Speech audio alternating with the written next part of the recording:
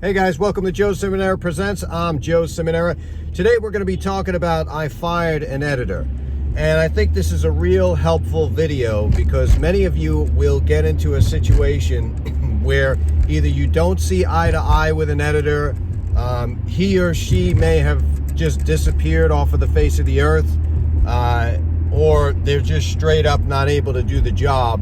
And in this case, in this documentary that I'm sort of putting together, that was exactly the reason. So I want to give you a couple of really interesting pointers for this, because it's very important. If you don't take certain stages with your editor and get the footage and the project files, you could be in a world of hurting. And I can tell you an example of a friend of mine that was making a movie, and the editor just kind of fell off the face of the earth with his footage, with everything, and he was lost in the sauce.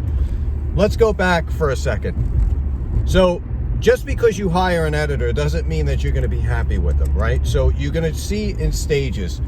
Sometimes editors don't have the same style as you, and you have to sort of mold them into what you're looking for. And it's important that you never let an editor take over your vision.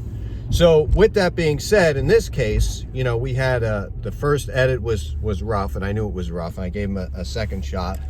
The second edit was even rougher, and it was just horrible. I mean, it was like I got to the point where I looked at this and I said, you're not going to get it. You know, you're not going to get it.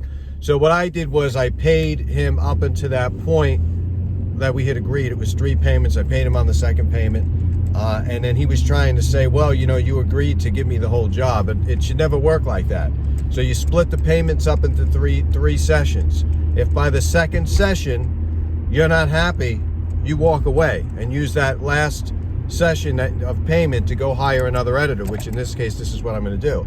Now, this particular editor was pissed, and look, I understand it's rough out there, but I'm not going to hire somebody based on the simple fact that it's rough out there and I should give them work.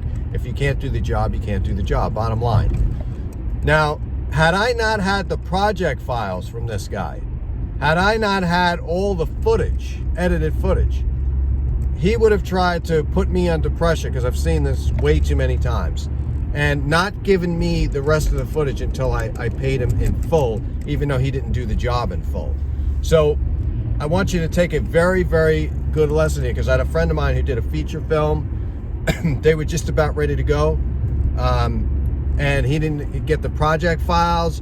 He was relying on the editor's Dropbox to show him the footage, and the editor just disappeared off the face of the earth, and no more movie. He had to start from scratch.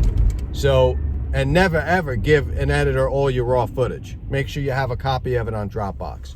But I hope this was helpful to you.